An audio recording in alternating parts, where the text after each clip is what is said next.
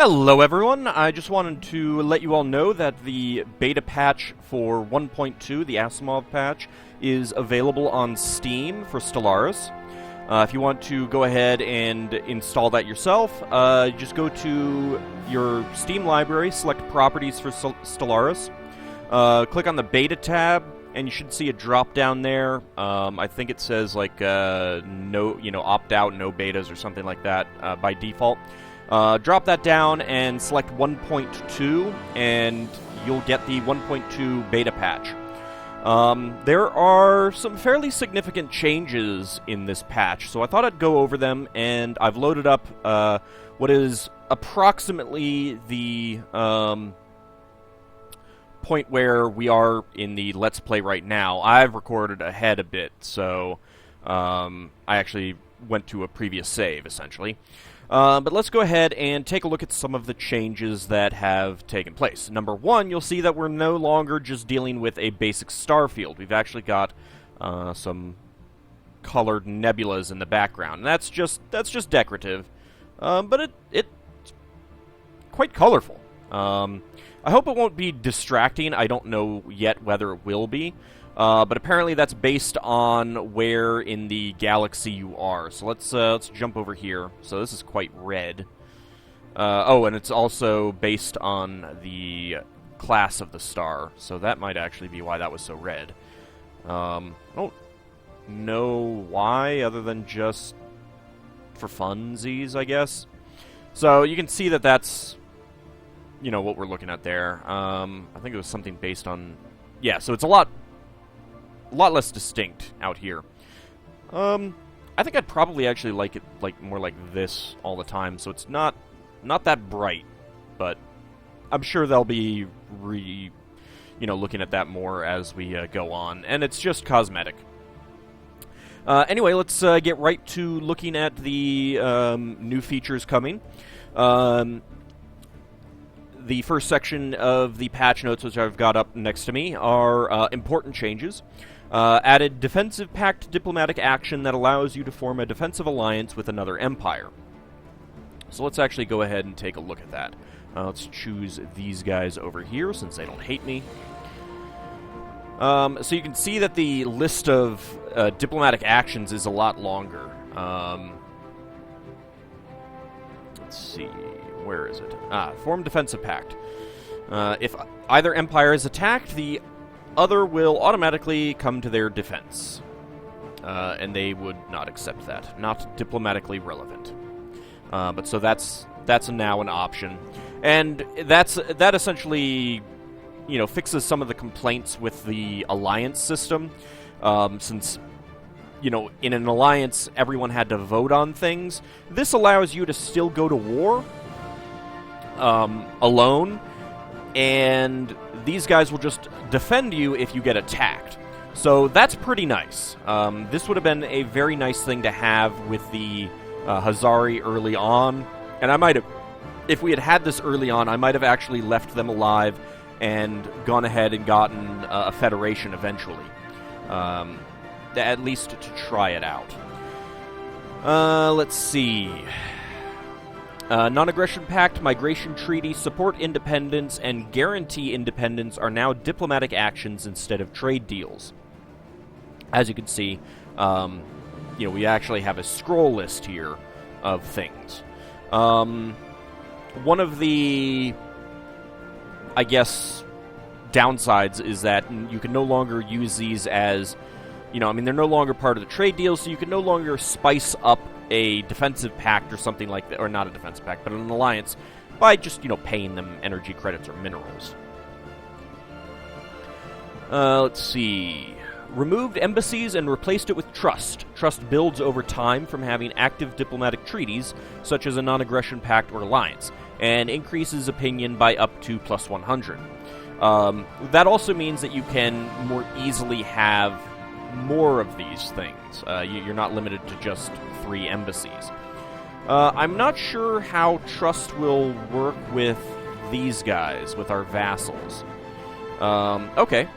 Their trust of us changes by 0.1 each month due to research agreement. that's a good reason to give research agreements to your vassals in that case. Who else do we have? These guys are friendly. So it's set to 0 with everyone at this point. But they are still loyal. How about guys who are not loyal? Alright, but that should build up since I've given them all research treaties. Research agreements. Federations now vote on wars and new members. To a certain extent, I mean, you tended to get dragged into wars that you may not have wanted to with a Federation, so I guess there's a nice change there. But of course, that also means that you can't just idly declare war and have all of your Federation buddies help you.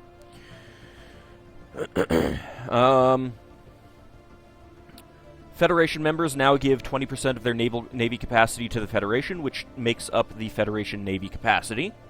Federation fleets no longer cost maintenance, but cannot exceed the Federation Navy capacity in size. You can now kick Alliance and Federation members with a majority vote action. So in other words, if you're in an Alliance or you're in a Federation, and someone, including you, always votes against war, the rest of the members may kick you out. Sending a favorable trade deal, such as a gift, will now increase the opinion of the other empire by up to plus 100. So let's actually try this out. So they don't like us very much. Offer trade deal.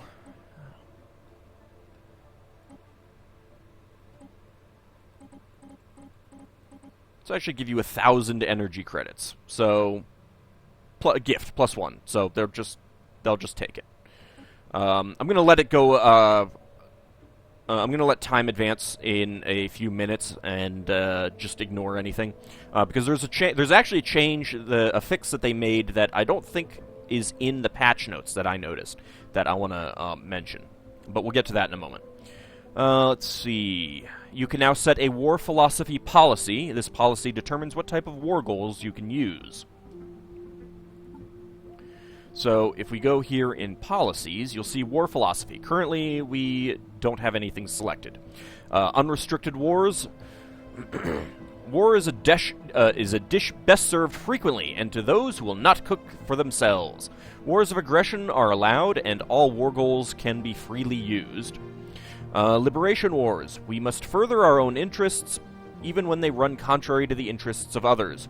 Wars of aggression are allowed, but conquest war goals may only be used against previously owned planets. Defensive wars. Violence is a last resort to ensure the integrity of our nation. Let me actually see if we could go to war without having a war philosophy. Oops. Wrong click.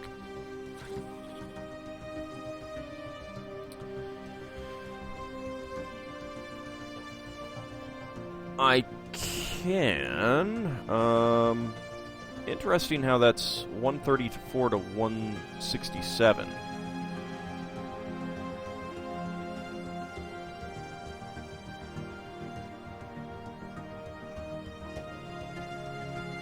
So yeah, we can't choose that. Vassalize. Let's see.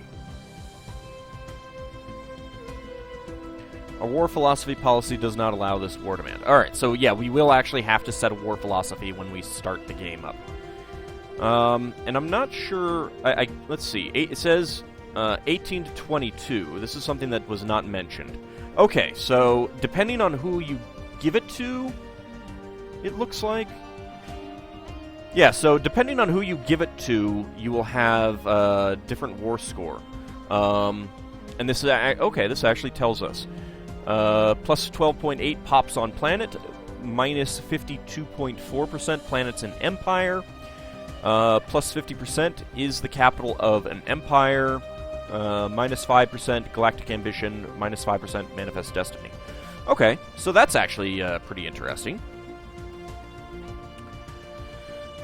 And we can actually...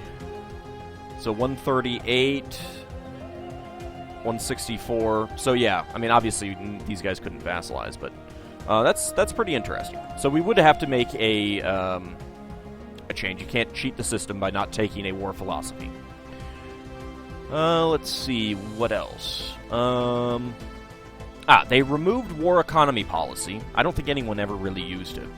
Colonizing planets and building frontier outposts now costs influence based on the distance to your closest owned system. Let's take a look at that. I don't believe I have a... Yeah, I do not have a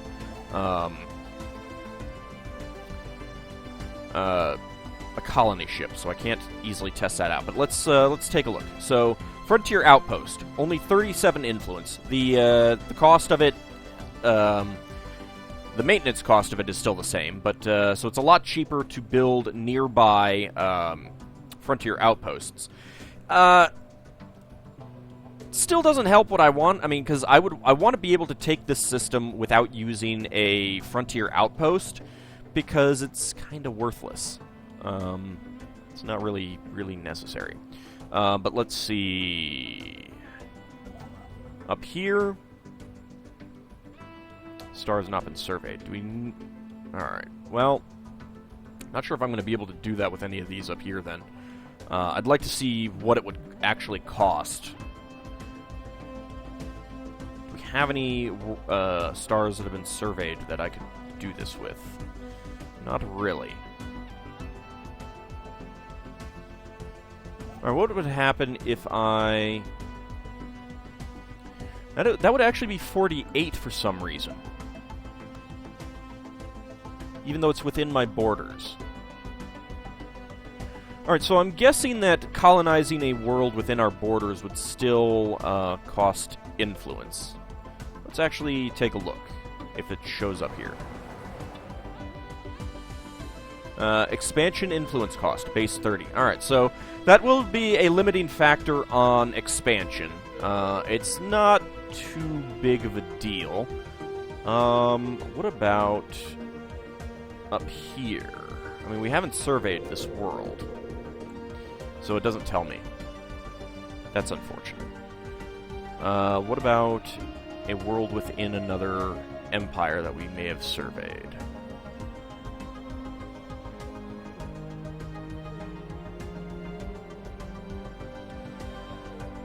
Not really. Well, how about this one? Distance 74. Wow, 104 influence to colonize that world. Ooh. That is really going to affect doing strategic colonizing, like colonizing right here, for example, to block them off or gain strategic resources. So that'll be pretty interesting going forward. We'll see how that goes. I'm thinking that might actually end up being a little bit too much, to be honest. Within our empire, within our empire, I feel like when it's within your empire borders already, it should basically be free. Or maybe a negligible cost like 10. I don't know. That feels pretty limiting. But I guess we'll have to play with it and see how it actually works out. Let's see. Next up, borders are now open to everyone by default, but can be closed through a diplomatic action. Empires will close their borders to rivals by default, and fallen empires will never open borders. All right, so I don't think that means that. Oh. We can actually take enemy fleets through space. The good news is that this means that you can never be... Well, not that you can never be cut off, but you cannot be immediately cut off using hyperlanes. So that makes hyperlanes a lot better, especially in multiplayer. That's pretty good. Obviously, the other empire could close their borders and be a dick that way. And you can still close your borders. But that is pretty good. And the nice thing is that means that we could come in here and survey. And we can now also get some strategic scouting some intelligence on people that we don't like. Happiness is, well, and of course, if you rival someone, then the borders get closed. But if you sneak in and check them out beforehand, you know, happiness is now a linear modifier, with levels above 50% giving bonuses and levels below 50% giving penalties. So let's take a look at that. Let's go to, well, I can actually just get to it from here. Alright, let's take a look at our people here. So this guy has 85% happiness, base of 50%, solitary minus 5%. Governor Havelock Vetinari is giving plus 10%, Teldar Plant plus 10%, Capital World plus 10%, and Teldar Plant plus 10%. And you can see that this guy is collecting 12.06 food, because happiness is giving plus 14%. So that makes happiness a lot better overall. It may, at certain points, be not quite as good as it used to be, but at other points, it will be a lot better. Like, I don't think there was any point to 95% happiness. I think you got something at 100% and at 90%, but at 95%, it did nothing extra beyond 90. So with this, you know, and certain things that gave like minus 2% were almost negligible. It almost didn't matter. But now it will slightly. So that's pretty good. All ship weapons have had their range doubled. So let's go ahead and take a look at these guys. So range is 40, and range is 80. Range is 120. Wow. And this is now, we'll get to this in a moment, basic bombardment computer. Added diplomatic opinion and AI attitude map modes. Map modes are easily moddable, and more can be added through mods, but it will affect the checksum. So we'll get to the combat computers in a moment. But let's actually take a look at the map modes. We've got Empire map mode right here, which is standard. We've got the diplomatic map mode, which actually you can finally see the center of the galaxy for once. So the diplomatic map mode. We've got gray guys who are basically have no diplomatic actions with us. Yellow is a subject. Orange are rivals. Green, of course, is us. So we've got all these vassals. Yeah, so protectorates and vassals are both yellow. There's no difference there, because they're subjects. I imagine that the new tributary option would also be yellow, but I'm not sure. And here we've got some more orange guys rivaling us. Unfortunately, that orange is going to blend with the center of the galaxy, but oh well. Let's see. Next up, we've got the opinion map mode. So blue is us. We've got red. They're negative, so minus 69 there. We've got kind of a greenish because they're, you know, they kind of like us, 56. Slightly lighter green, 34. These guys love us, so it's a bright green, 141. These guys hate us, so they're red. These guys kind of like us a little bit. Yellow, slightly don't like us, but otherwise essentially neutral. These guys actually like us, and these guys actually like us. Okay. And next up, we've got the AI attitude map mode. So blue is still us. We've got purple for disloyal, cyan for loyal. We've got this kind of beige for dismissive. Unfriendly for this orange. Red for hostile. Cordial is this lighter blue. And neutral is this gray. So that's pretty nice. I would like a... I mean, you know, once an entire... Well, actually, I don't know if an entire Federation would go red. I kind of would have liked a map mode that showed... And I imagine that this will come. But a map mode that showed the different allied groups, essentially. So, myself and all of my vassals would be one color. I believe that these guys are in a... and you can click on them to get their stuff. They're independent, so they're not in a thing. Like, I would like to see a different color for all of the for a single federation, just chosen randomly or chosen by the most powerful member or something like that. So you could easily see who is allied and stuff like that. Just on here. Essentially, I mean, a federation should, to a certain extent, be a single nation, theoretically. A single entity, I guess I should say.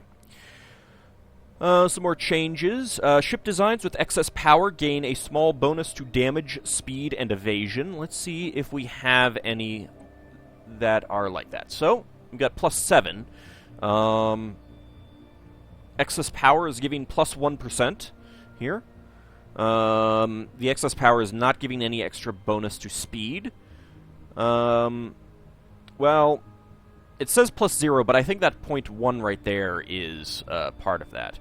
Don't get anything extra from shields, armor, or hull points. But that's pretty nice. I mean, do a little bit of extra damage from having some excess power. That definitely does give you cause to go with more power than, or I should say, it gives you a reason to go with, say, the small 0-point reactor rather than the level 4 version kind of thing. Let's check the Koreska here. +17, so we're getting well, it doesn't say that we're getting any extra speed there. It doesn't say that we're getting any extra from any of those, actually.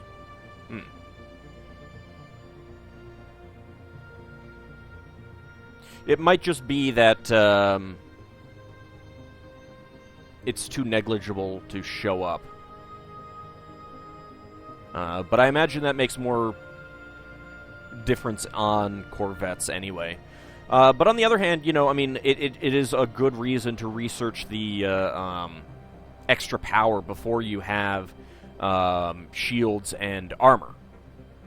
Because you could just put level 1 power on all of these in all these slots and get a tidy boost to your damage output and stuff. The Grand Admiral achievement now requires a combined fleet power of 100,000 instead of having dealt 100,000 damage in a ship combat. Alliances and federations can now vote to kick a member. For the vote to be successful, 50% of members +1 need to vote yes, so 3 members in an alliance of 4, for example. Ship combat computers' behavior has been changed. Aggressive behavior is now called swarm behavior, and defensive behavior is now called bombardment behavior. So let's take a look at that. So we've got a basic bombardment computer here. Chance to hit +3, fire range +5%, weapons range +10%. Oh, fire rate, not range, I'm sorry. The ship will hold formation and fire at enemies from a longer range. So, to a certain extent, this is what ships would probably do in space. You'd stay at the extent of your range and just lob your weapons at them. The basic attack computer has weapons damage +5%, chance to evade +5, and speed +10%. So these are pretty nicely balanced. The nice thing is that if you consistently go with longer range weapons, you will stay farther away from the enemy. So let's take a look at the...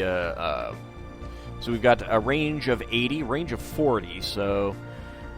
I am actually, that might not be good with barrier point defense in that case. You may still advance to range of 10. But barrier point defense, it may be set to not take that into account. I don't know. We'll have to kind of wait and see.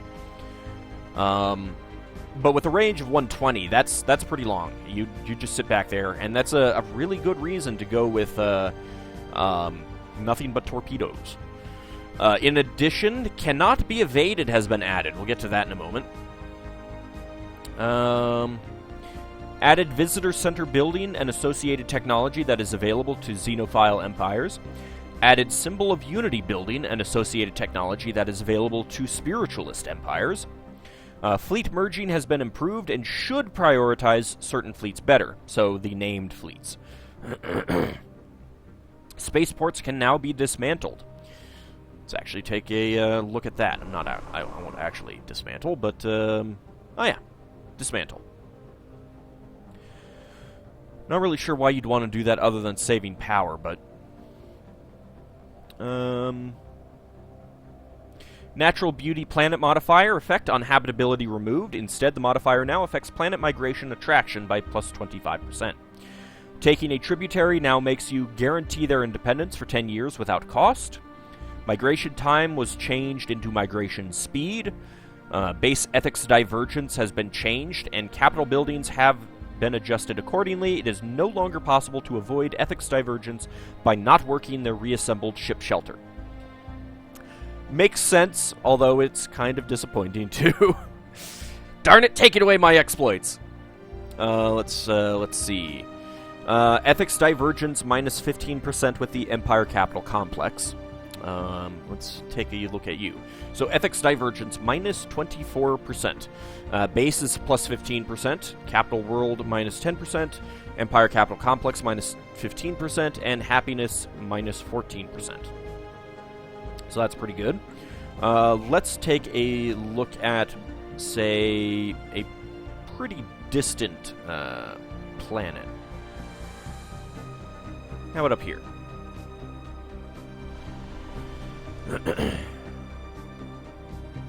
Huh. Is that because of the red tinge that everything has? That's kind of weird. That is very, very red. But it's still saying it's a continental world, so okay. Alright, let's take a look. We've got a planetary capital with ethics divergence minus 15%. Ooh, wow. 21% here. I think that's significantly higher than it was before. Happiness is minus 6.2%. Planetary capital minus 15%. Base 15%. Distance from capital plus 17.2%. And managed by sector plus 10%. Oof. Oof. That is pretty high. Well, we're managing this world here.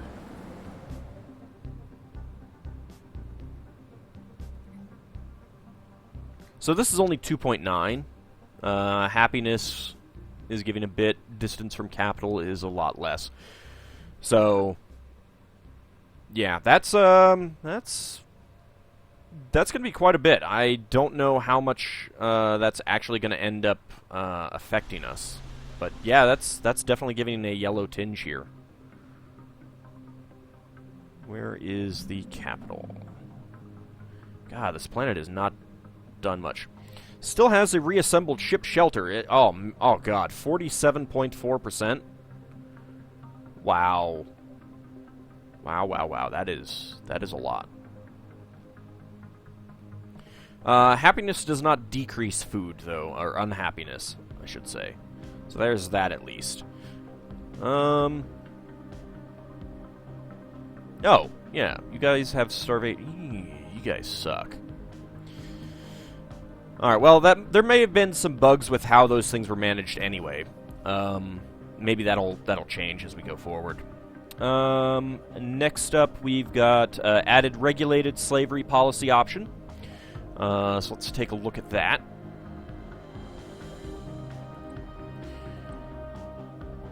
Alright, so we've got slavery prohibited, regulated xenos, slave mineral output minus 10%, slave food output, Then Xenos only. Regulated, slave mineral output minus 10%, and slave food output minus 10%, and allowed.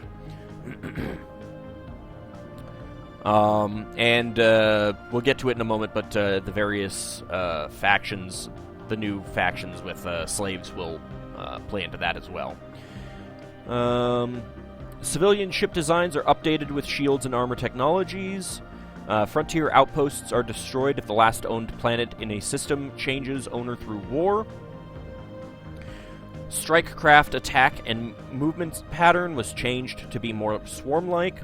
Strike craft ship count increased from 4 to 8, and damage has been rescaled accordingly. Galactic Ambitions technology no longer provides survey data for empires you have contacted. And that might be why we can't actually get all the survey information. But since we've got open borders with a lot of these guys anyway, we can just send our science ship through and do some scanning. So, let's see. New war goals. Make tributary. You can now take tributaries in war.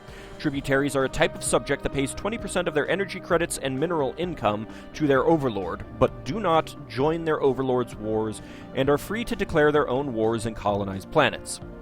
Abandon planet. If your policies allow purging, you can force an enemy to abandon a planet, killing all pops on that planet in the process. I kind of feel like there should be a second type of abandoned planet if you've got resettlement turned on, which forces you, all of those pops to move someplace else. There should be a way to, or just there should be more to abandoned planet than just murdering everyone there, I think. Humiliate. You can humiliate enemy empires, making them suffer a negative modifier for a time and giving you a chunk of influence. So, if you're running at only +1 influence per month, that's a way to get more influence pretty quickly. Open borders forces the other empire to open their borders to you for 10 years. And stop atrocity forces the other empire to ban slavery and purging. Space nomads. Nomads have been completely reworked and expanded for the mid-game. This non-player faction travels from one end of the galaxy to the other, encountering empires and triggering events. New diplomatic incidents. Certain actions and circumstances can now cause diplomatic incident events between empires in the mid-game. New slave factions. Removed the old slave faction. Added the docile slaves faction made up of relatively content slaves. Docile slaves faction has fairly mild support effects. Docile slaves faction demands regulated slavery policy. Added the malcontent slaves faction made up of unhappy slaves. Malcontent slaves faction has fairly harsh support effects, including empire-wide rebellion. Malcontent slaves faction demands freedom for all slaves. Added emancipation faction for non-slave pops. Emancipation faction strengthens the malcontent slaves. Pop ethos influences which faction pops join when enslaved, and the decision sticks to them for a time. Enslaved pops move between the two factions, with dissatisfied slaves gravitating toward the malcontent slaves. Balance changes. General, base happiness reduced from 60% to 50%. Habitability of planet classes 2 steps removed from your species' primary type increased from 20% to 40%.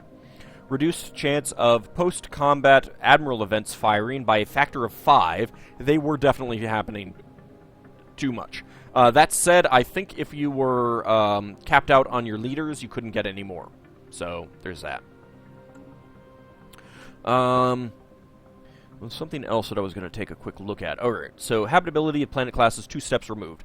That's a tomb world. Tropical world. Oh, actually, I think we can, if we look at species.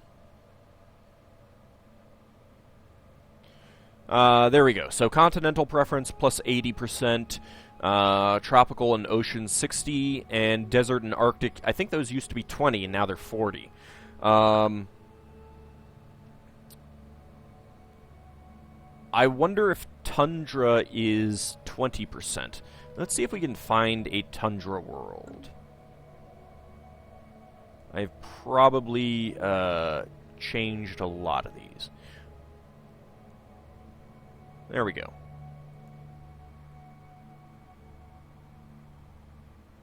That's the Continental, there's the Tundra World.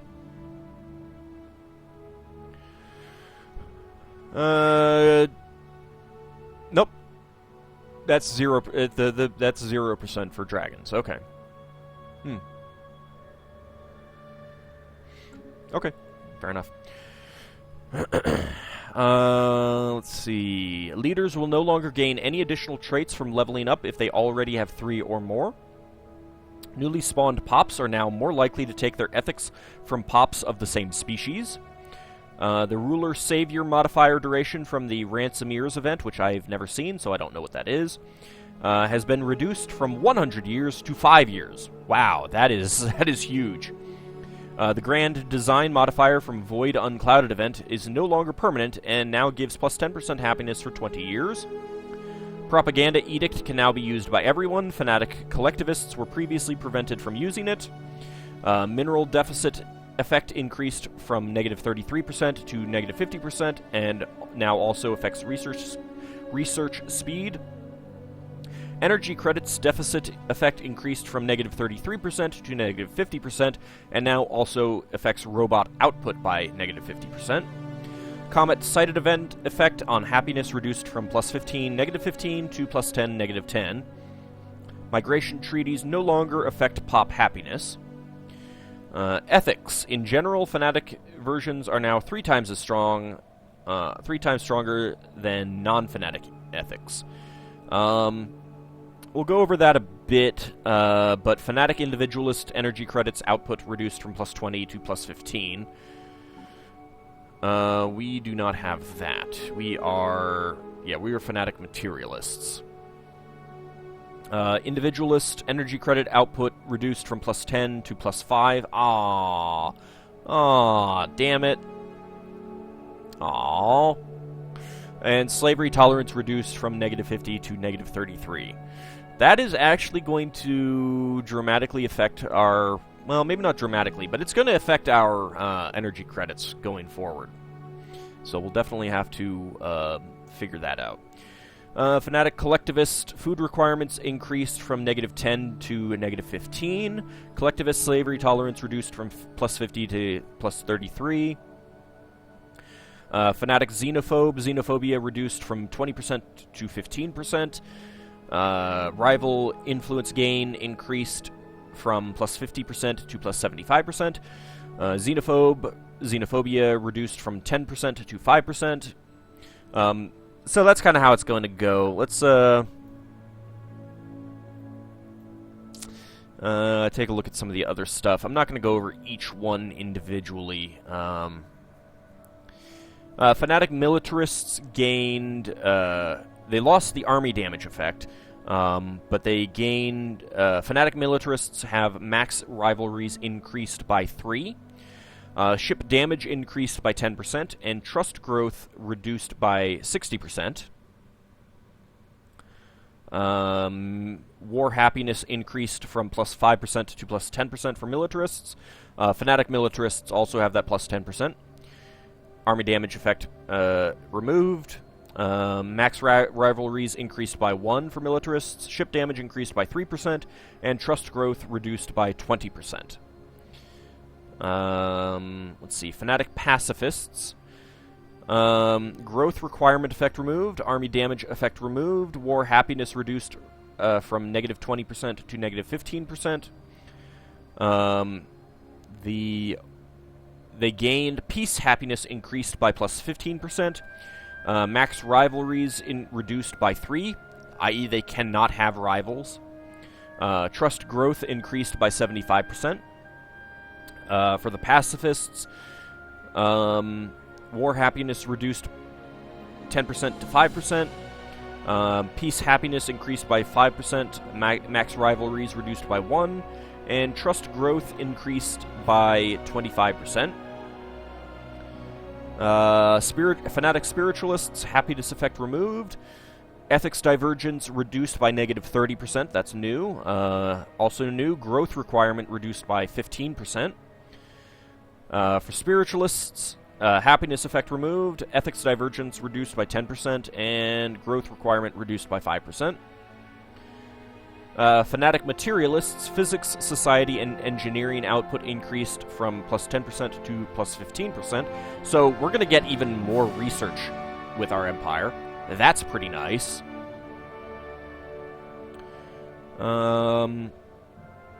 Components increased the engagement range. Oh wait, I skipped something.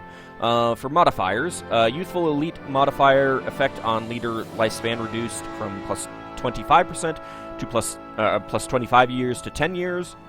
Youthful people modifier effect on happiness reduced from plus 5% to plus 3%.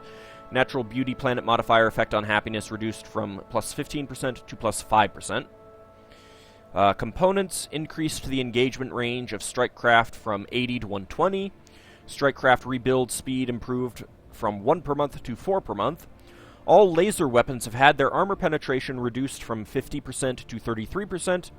Plasma weapons have had their armor penetration reduced from 100% to 75%. And most projectile weapons now deal plus 15% damage versus shields. That's really nice. Supposedly, they were better at dealing damage to shields, but it didn't really happen, I don't think. So now the projectile weapons are actually pretty good against shields.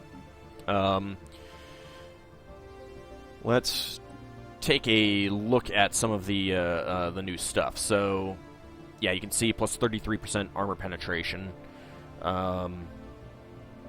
plus 75% armor penetration. Disruptors still deal plus 100% shield damage. Mining lasers still have plus 100% armor penetration, so this makes them actually worthwhile to an extent. I mean, plus 100% armor penetration, that may be worth the trade-off in damage, especially early on. Cloud Lightning, plus 50% armor penetration, 50% also still on the shard throwers. The missiles cannot be evaded, so that's really nice. Point defense doesn't have anything. There you go. The plus 15% shield damage. So that's pretty nice.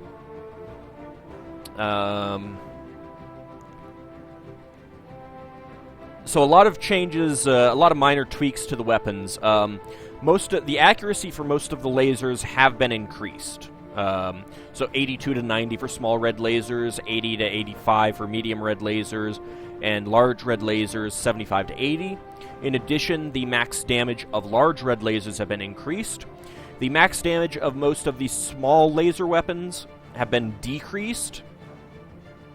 But across the board, their accuracy has been increased. And the large lasers, their max damage has been increased. And that's pretty much across the board for most of the laser weapons.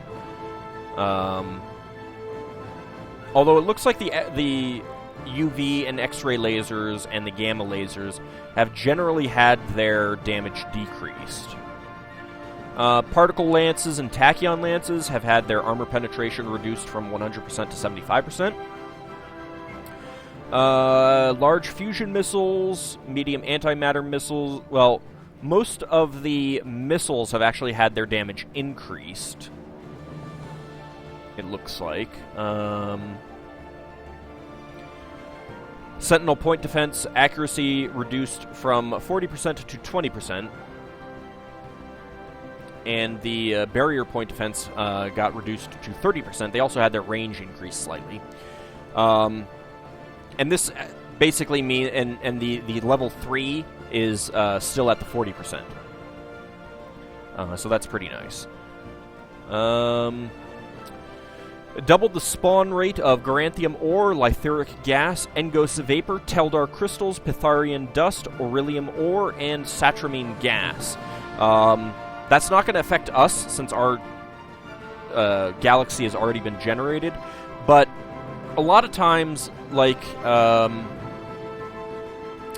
let's see. Alright, I don't have it, but in many of my games, I have never actually gotten Granthium ore. They just always spawn outside of my my space, and I think that's happened with us as well. I mean, I have a good chunk of the galaxy, almost an eighth, I think, and I've got I've got none of the Granthium ore. So that it's nice that all of those things will be improved. Some of them I don't think they really needed to change, as you probably noticed, the Betharian stone has not been changed, but it is nice to get that increased spawn rate. Endgame crises, their fleets are now significantly tougher. They now occur later on average, with the earliest appearance of two of them being delayed by at least 50 years compared to version 1.1. I imagine that's going to affect us because we have not had the late game crisis happen yet. And what that does mean is we're probably looking at possibly another 80 years before they spawn. I'm guessing that probably around 2400 is when they'll spawn. Hard to say exactly if we get one of those two, which is not guaranteed. One of them will also reinforce more aggressively, and they base hull points of the target thing that you have to blow up to defeat them has been tripled. I thought it had a lot to begin with, but that's going to be a lot. But that also means that you really can't do a quick strike on it and avoid their most of their fleets, which is what I did in the one game where I got them. Or I guess what I did was, I came in from a specific angle. I went in from one side of the system, drew off their forces, jumped out to the other side, and then came back in and attacked the portal.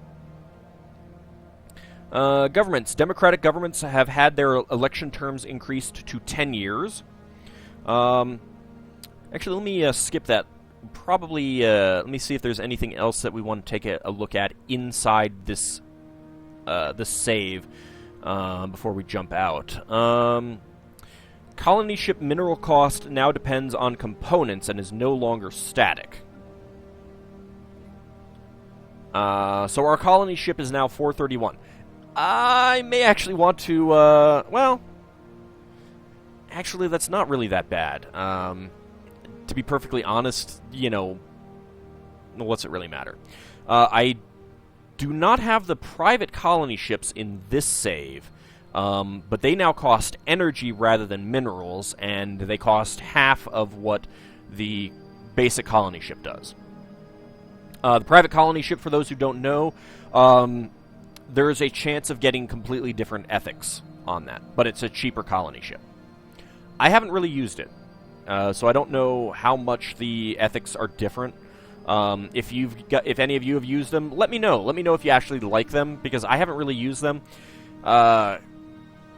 The ethics divergence already annoys me enough, so I don't know if I want to deal with that. Let's see. Alright, so in war, AI empires will start outlawing AI robotics over time during a certain crisis. AI empires no longer pick dialogue-only event options in diplomatic events. Fixed AI colonizing holy worlds, despite not having the strength to tackle the fallen empire, protecting them under some circumstances. And I kind of wonder if this is going to affect... So in one of my other games, I had a protectorate right next to a fallen empire. No, actually I had two different protectorates right next to a fallen empire. And both of them attacked the fallen empire. They actually attacked the fallen empire. Now, they were pathetic compared to me. And I think at that point I was maybe equivalent to the Fallen Empire. But yeah, I mean, they were terrible. And of course the Fallen Empire then comes in and liberates a bunch of their planets, which kicked out these protectorates, these planets from my control, which really, really annoyed me. That's another thing that I think should change. If you have a protectorate and they go attack someone, now I didn't get dragged in on it, but I kind of feel like that protectorate, if a protectorate gets liberated, there should be something. It shouldn't just be freed from you, because I had no control over that. At least give me an option to come in on that war if that's the case. So, I don't know. That was really annoying. One of them attacked it once, and the other one attacked twice. It was crazy. Let's see. Fixed a bug where the AI would not upgrade Federation fleets. AI now creates auto-generated designs for Federation fleets. AI now builds Federation fleets. AI will open borders during endgame crises. AI now dismantles non-sentient robots if they are unemployed. AI no longer builds robots if unemployment exists or POP would be unemployed. AI and sectors now upgrade military stations. Fixed bug where the AI would not upgrade spaceports if there already existed a max-level spaceport in the Empire. AI will now cancel follow fleet orders if target fleet's system has more hostiles than they can take on. Fixed a bug where AI didn't choose the species with highest damage when building a new army. Sectors should now build and appropriately handle special buildings, such as plus happiness buildings. Sector AI will now abort spaceport construction if hostiles are nearby. Which is kind of a shame. It's always fun to just sit there, watch them start to build a new spaceport, go and blow it up again. But again, exploit. Fixed a bug where player could give resources to sectors, and sectors could store resources over cap. Fixed a bug where sectors try to build stations by a planet that the Empire already is building a station by. And what that was happening, what that was doing was like, let's see. So, if I queued up a bunch of construction, and then in one of those near the end was building a terraforming station here. So let's say I delete this, and then I queue up my construction ship to build a terraforming station here. By the time the construction ship gets here, the sector may have already rebuilt the research station. So that was kind of annoying.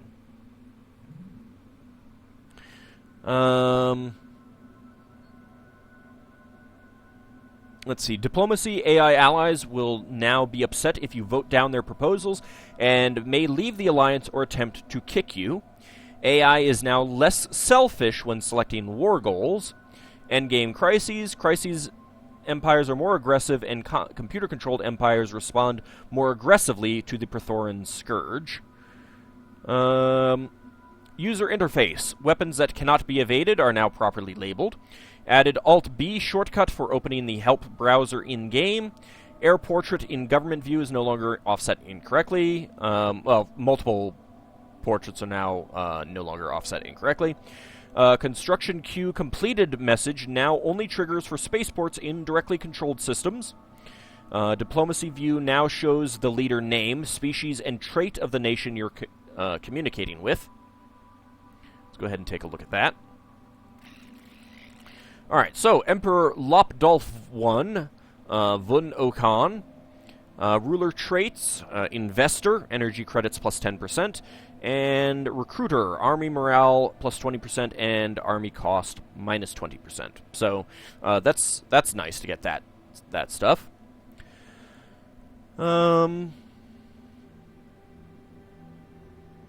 Now possible to see information about the wars empires are having in diplomatic status. Let's see if we can find someone who's currently at war.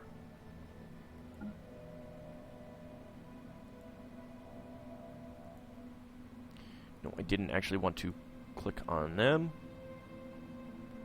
Alright, so these guys are at war. Let's take a look.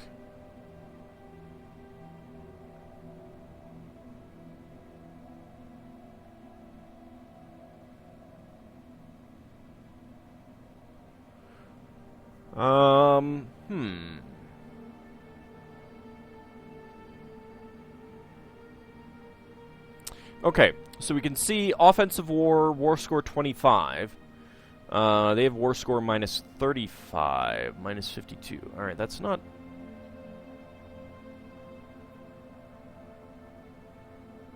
It's not really helping me much.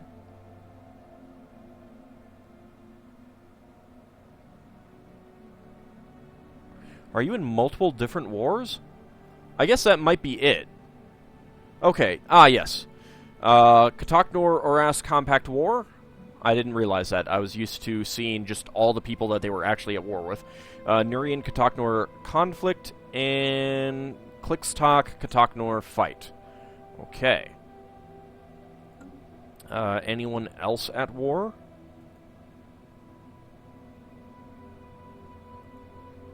Doesn't look like it.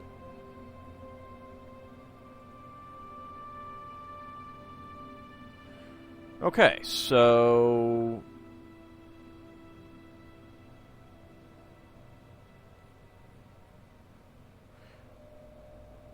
Alright, so choosing any one of these does show us who they're in a federation with by them being purple. Okay, so I guess that can be good. But, yeah, we're not actually... there aren't any other wars going on, so we can't easily check that. So that is nice. It was nice to see what was going on. And I suppose we... Well, I don't know if it will... say liberate... That's a defensive war, that's a defensive war. Alright, I guess there's no liberation war mentioned. Alright, what else? You are now able to see how much minerals you gain from your subjects and how much you pay as a subject. No longer possible to dismiss an alliance vote message. Fixed so you get some descriptive text for alliance vote messages. Implemented a diplomacy status which lists everyone guaranteeing the country. Armies and fleet construction now automatically opens when entering the associated tabs in Planet View. And that's something that some people have been asking for. Actually, we can do it this way. So, there you go. Flipping to the tabs. Now, if you're on this tab, I mean, you can close it out, and if you jump to another world, then it doesn't automatically open. But going between the tabs does. So I guess that's kind of nice.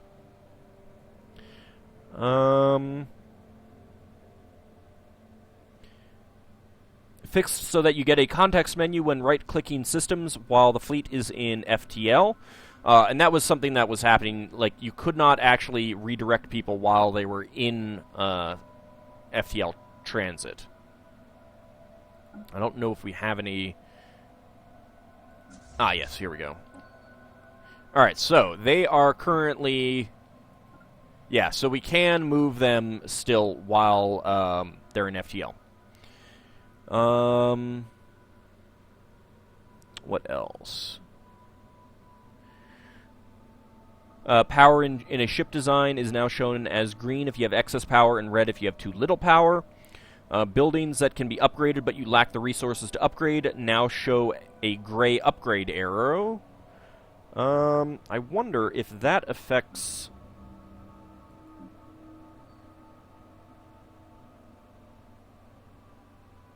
Alright, well, no, that's being upgraded right now, so... I was wondering if that would have a gray upgrade arrow for, like, the ship reassemble... the reassembled ship shelter, but... it does not look like it. I've got plenty of resources, so I don't think that we're going to see any of that anywhere. Well, actually...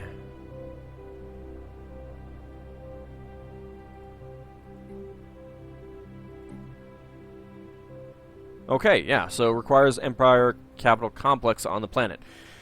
That's going to be a little bit annoying because this isn't exactly a resource that we're missing. It's a building that we're missing, and it's a building that we're never going to get unless we, like, released this guy as a vassal and then let them build them and then brought them back in. Which seems really exploity, but entirely possible.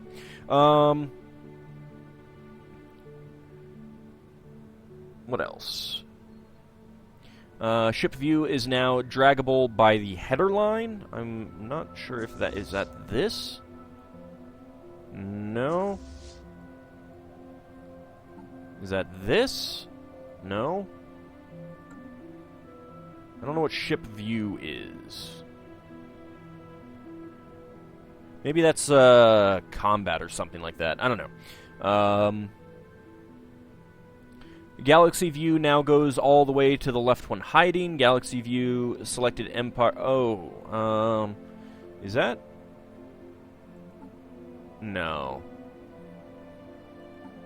No, I don't know what they're talking about there. I don't get it. Whatever. Empire view now goes all the way to the left when hiding. Is that just the outliner? No? I don't know what the hell they're talking about. Anyway, trust status and diplomacy view now has a background and is aligned like the other elements. Open and closed borders diplomatic action is now shown even if not clickable due to access control. Diplomatic actions and diplomacy now sort based on possibility. There's a bunch of user modding I'm not going to go through. Performance fixed a stall that could happen with large sectors, improved performance in factions view, improved performance in fleet view, improved performance in sector AI's monthly updates, minor improvements in AI calculations, bug fixes, leader death chance tooltip now displays correctly for leaders with non-standard lifespans. Let's take a look at that. Alright, age is under 172. Do we have anyone who is... Age is under 197. Because you've got resilient. We don't have anyone old enough to take a look at that.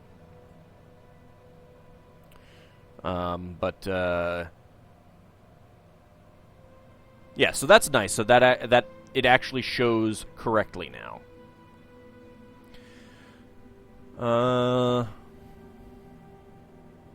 Where was I? Fix some cases where technology research would end up before special projects in the tech queue, causing some weird issues. Fixed so that the progress rate of special projects in the situation log entry tooltip shows the correct value. Fixed so you get mouse over effects for track on map stop tracking button in situation log. Fixed bug where sector outliner members' icons would flicker when list is rebuilt. Fixed bug where outliner integration would be constantly created deleted. Save games will now be saved in the same folder as they were loaded from. Fixed a bug where random planet within border effect would scope to invalid planets. Fixed a crash when canceling construction for inexistent spaceports. Fixed so you can't build military stations within someone else's borders unless you're allied or at war. Fixed multitudes of sentinel nations spawning during the Praetorian Scourge crisis. I don't actually know what that is. Change of heart colony event and Xeno integration tech weights no longer count non-sentient robots as alien pops. Grimacine anomaly will no longer result in 2 large habitable planets. Mothballed fleet event will no longer spawn a fleet that is permanently missing in action. Yes!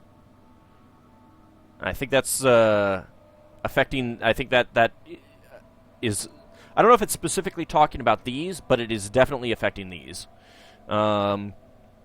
Fixed so the Edict Master's Teachings Warring States correctly grants 10% larger naval capacity.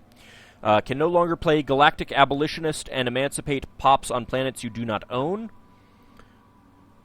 I am actually not sure what that means. I guess that meant that it was possible to, like, if you had survey data on a planet here and they had slaves, you could click the Emancipate option. Interesting. Purge Tooltips now gives the correct information for robots. Species list during the game setup no longer animates at start. Fixed an edge case where a nationalist faction could seek to be repatriated to the empire it already belongs to. Fixed issues with bad deposits ending up on tiles. Also made a save game fix to repair previously broken save games. I'm not sure exactly what that means. I don't think that I've encountered it. Fixed so you cannot build frontier outposts within the territory of others. Fixed so that vassals cannot give you borders if their overlord has closed borders against you. Open borders, I think they mean. Fixed fleet command buttons and leader be off screen with large enough fleet and high UI scaling. Planet view now scales correctly with UI scaling. Fixed a bug where colonization and tile blocker technologies were incorrectly weighted after repeatable techs instead of their own tech groups. Randomly generated species will no longer have a negative sum of traits. Well, that's actually pretty good. You can now get notifications where countries leave your alliance or federation. Changing government from one monarchy to another no longer kills your heir. Crisis countries and fallen empires now count towards conquest victory and have to be destroyed before it can be achieved if they exist on the map. Right-clicking on a country shield now actually goes to homeworld rather than home system. Can now properly see health of fleets of uncontacted empires if they are within sensor range. Fallen empires should no longer attempt to recontact empires they already have communications with. I've encountered that bug before. Fixed robot pops joining the AI uprising when not yet fully grown. Fixed crash to desktop related to strikecraft of killed carrier. Pops will no longer be xenophobic against gene-manipulated versions of their species. Oh, that's nice. Fixed so that fleets stuck in FTL will go MIA if they have no path back to their empire.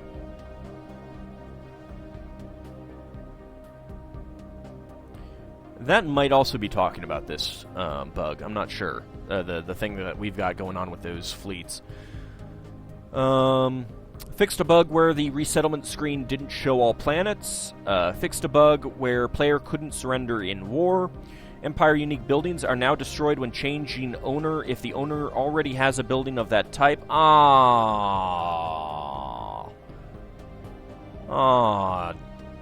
damn it. So I guess that means no more building up production of influence by taking over imperial capitals. Reassembled ship shelters are now properly removed from planets without owners. Fixed a bug where the ship designer didn't add armor and shields to some ship sizes. Fixed a bug where ships could get stuck between two stations in combat. Fixed a bug where ending a war ended non-war related occupation. Fixed a bug where the message after losing an invasion was sent to the owner instead of the controller.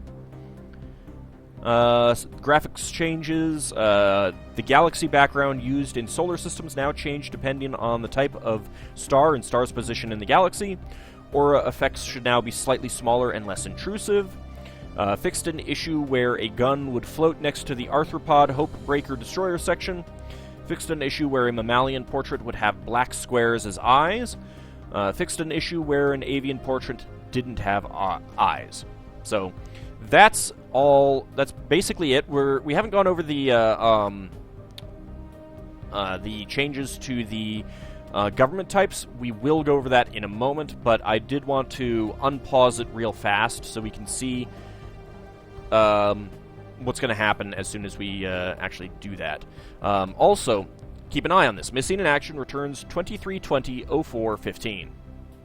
Incoming transmission. It's not increasing. They will come back. That's so good. Alright, so immediately, all kinds of stuff happen. Migration treaty proposals with a whole bunch of different places. Immediately getting... they're immediately just giving gifts to us? Or is this... no, that's right. I initiated that early on. Tendrazun Galactic Confederation left the Auspicious Alliance. The Vun Okan hegemony will now guarantee the independence of Kataknor Block. We are immediately getting a vassalization request from the Uvzant Assembly. The Commonwealth of Balkgaz Ita left the Auspicious Alliance. Some rivalries. Whole bunch of migration treaty proposals.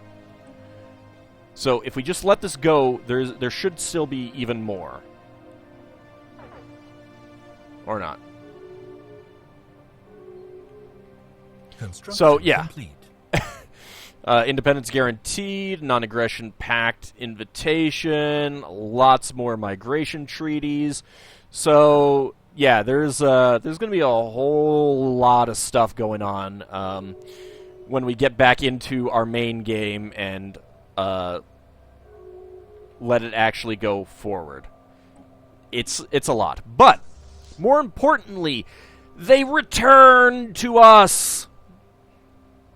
Or not return, we just get them. So we can actually see what they have. Well, they've got hyperdrive, so I will probably just upgrade them to my current stuff and integrate them into the fleet. You guys have warp, so I may actually keep you on warp. I mean, it's only warp 1, but it does mean that I would have some warp-capable ships for moving around. So I don't know for sure if I'll keep them, but that'll be in a number of episodes since, like I said, I've recorded ahead. But there's a lot of stuff that we're going to have to go through really quickly when we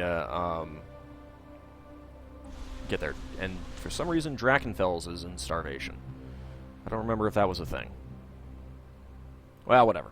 Alright, let's go ahead and exit to menu, and we'll take a look at the new empires.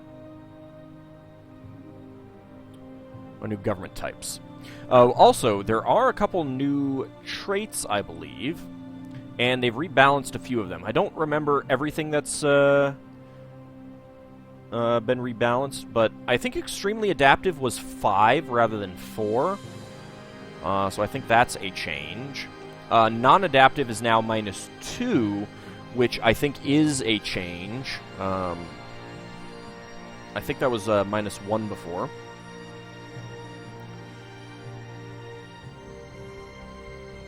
Weak also gives minerals -5%, so that kind of sucks.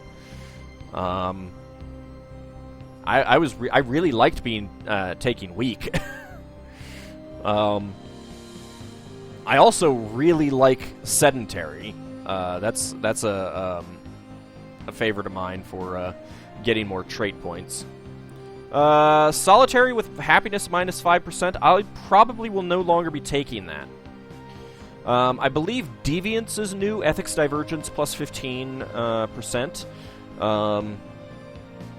I'm not sure if Conformists cost 2 before. Venerable now costs 5, and I think that used to only cost 4. I'm pretty sure that only cost 4 before. Fleeting is new. Leader lifespan -15 years. So that's new. Some of these may have actually come in 1.1, I'm not sure. But they're new from when I started the Empire of Dragonia. And I don't know if anything else has changed details-wise. I think these used to be +20%, actually. And now they're +15. I'm not sure about industrious, but I think that... No, I think that was always 2. Alright. So I don't remember exactly what's changed there, but it is a shame to have Venerable go up to 5. Let's see, what will I end up taking? Probably not solitary anymore for my own personal games. Definitely sedentary. I don't care about sedentary. That's a good one to take for me. I don't like taking weak anymore, because that mineral's -5. Slow learners might actually be okay, especially if you're venerable. That might be reasonable. Slow breeders I'm fine with, but I may still think about it. I don't know about non-adaptive. Going forward, I don't know whether I want that one. What else?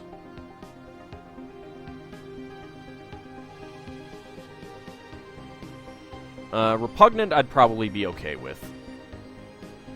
I mean, it's just other species happiness -1, but it does build up with more of them around. But I don't know. I don't know what I'll end up taking in the future. Anyway, let's go check out the government types. So as you can see, all of these are now elections every 10 years. There are... Let me actually get to the list.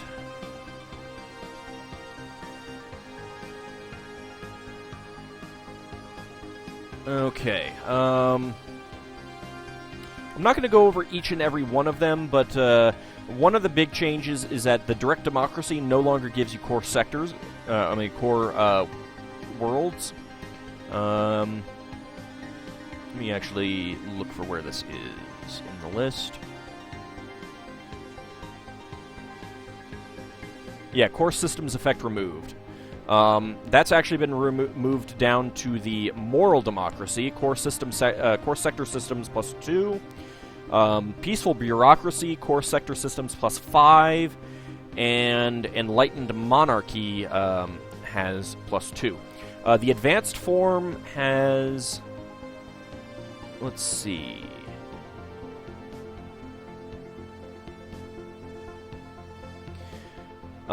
this is up to +4. The Enlightened Monarchy Advanced one is also +4. This is +10 for the Irenic Protectorate. So that's pretty impressive. The plutocratic oligarchy, unaffected. No, actually, it did gain mining station build cost -25%. And the advanced form is mining station build cost -50%. So that's pretty nice. But definitely if I take weak, I will probably go with this, so that I can offset the weakness of -5% minerals and gain +5% minerals there. On the other hand, so part of it is that, like, early game weak is kind of crappy. Late game, who gives a crap about that? Minerals -5%, whoop-de-crap. You get so many minerals that it is just ridiculous late game. So I'm not that concerned about... You know, it may be worth taking that and then going for plutocratic oligarchy just to get the bonus minerals. Anyway, I don't want to go over these in too much detail, so I'll kind of hover over them. Military station build cost, military station damage for the Military Republic. It gets that. Army upkeep reduced, army damage improved. Military junta gets ship upkeep -5%. Ship upgrade cost -25%. Admiral skills +1. Military dictatorship. And most of these get doubled or improved to some degree with the advanced form of each of them. But yeah, the plutocratic oligarchy is one of the few that's been really unaffected. Naval capacity plus 10%, ship cost minus 10%, rivalry influence gain plus 25% for military dictatorship. The happiness is, you still get happiness with a theocratic republic. Leader lifespan plus 20 years for the theocratic oligarchy. Divine mandate has edict cost, edict duration, and ethics divergence benefits. Direct democracy, happiness plus 5%. So that's actually pretty nice. Leader experience gain plus 15%. Science directorate, research alternatives plus 1. Empire leader capacity plus 1. Despotic hegemony, research speed plus 5%. Research station build cost minus 25%. Leader pool size plus 1. Leader Empire leader capacity plus 1. For the moral democracy. Peaceful bureaucracy really has no other effects other than just more planets that you can control. Enlightened monarchy is much the same as the divine mandate with the edict benefits and then the core system benefit rather than ethics divergence benefits. Indirect democracy, leader skill levels plus 1, leader recruitment cost minus 15%. Like I said, plutocratic oligarchy really did not lose anything at all. It just gained. So that's pretty nice. Despotic empire, station building cost minus 15%, flat out. Slave mineral output plus 10%, and slave food output plus 10%. And again, there's a lot of changes to the ethics as well that I'm not really going to go into too much detail beyond what I've already done. So those are the big changes. Luckily, we are benefiting from the plutocratic oligarchy in that we are not actually losing much. In fact, we are gaining something additional. So plutocratic oligarchy is a really good starting government type as well for that mining station build cost minus 25%. It's pretty nice. I'll be honest. It's very, very nice. One of the things that does annoy me is that losing the core sectors bonus with the direct democracy really screwed over one of my save games. They also pulled the techs that I had gotten to further increase it. I don't know if there are new techs in the game for increasing your core sectors or core systems, but I definitely hope so. There should be. There really, really should be. And I hope that's not a pacifist-only tech. I may have to check the wiki to see, or take a look at the modding to see the data files to figure out if any of those are restricted to specific ethics. But yeah, I definitely am a little annoyed by that in that other game, because I had like 11 planets, and I was only one over the limit in that game.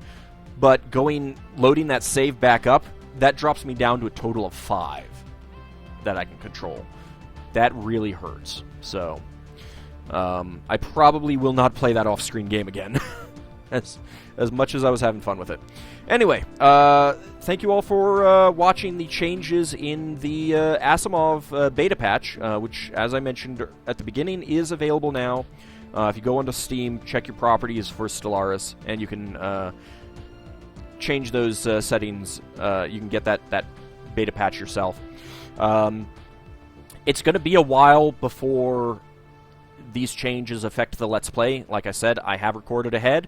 So we're probably looking at sometime next week before that happens. So the non-beta patch, the actual Asimov patch, may be out by that point. Don't know. But we'll see when that happens. I mean, I'll have to record before the last episode goes up anyway, so who knows. Anyway, thank you all for watching, and I'll see you in the next episodes of Stellaris.